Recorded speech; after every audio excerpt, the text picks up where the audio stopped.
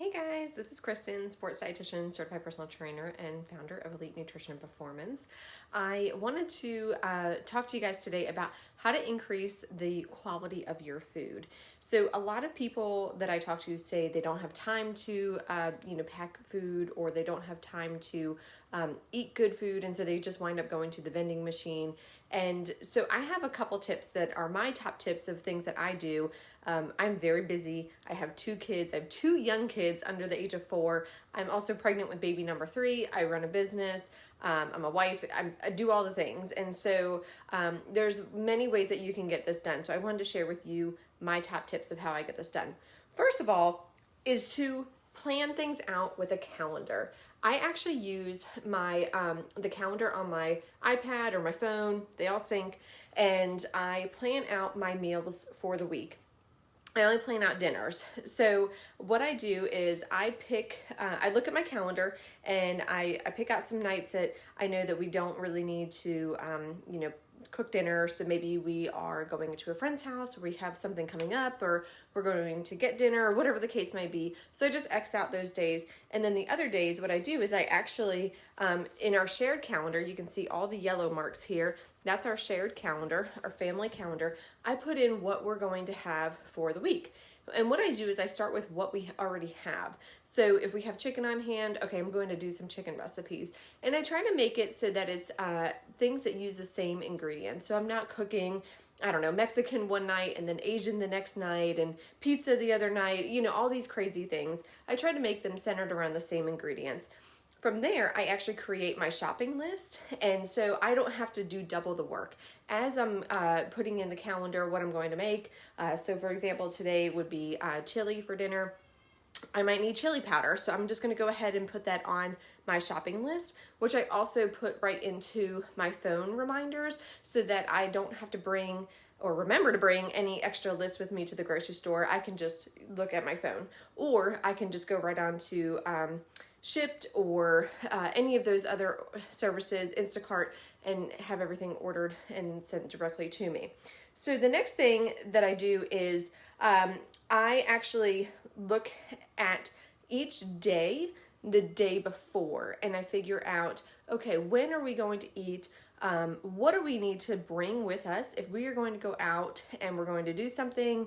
So maybe I have a presentation that I'm giving, and that's during lunchtime, or I have an event with kids that I'm bringing them to.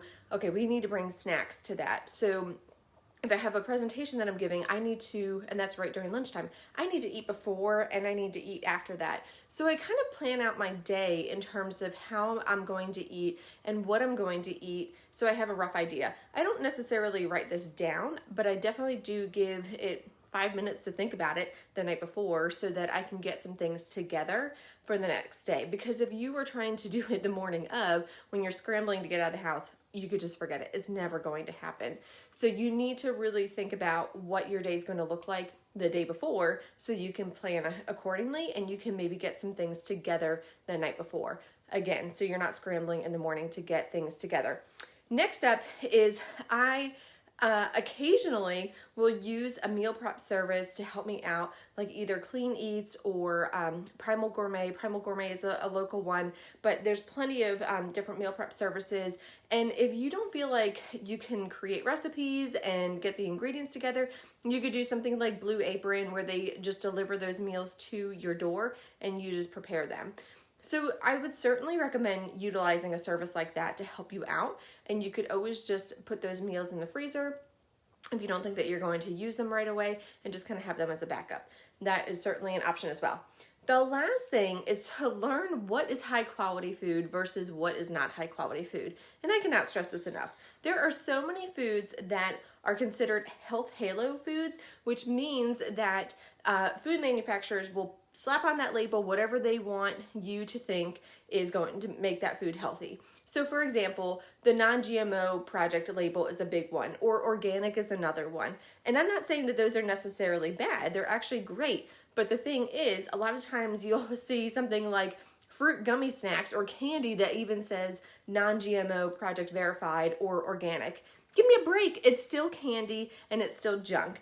So you really need to know what the difference is. And That goes for all foods. It could be bread, it could be pasta, it could be even a vegetable frozen dish that you see in the freezer section, yogurt. The sky's the limit. It's on everything. So make sure that you know what the difference is between high quality food versus not. And of course, if that's something that you need help with, I have the perfect option for you. I have a program coming up that's starting in January, the Sustainable Sports Nutrition Academy, and that program is going to teach you everything that you need to know as far as how to eat, what you need to be eating on a daily basis, how to figure out how much you need to be eating, the nutrient timing of everything, how to prep, how to plan, how to grocery shop, how to see through all those marketing claims, the whole 9 yards. So if you are interested in that, please send me a private message. I will also include the link for that program in this video. Thanks for watching, guys, and have a good rest of your weekend.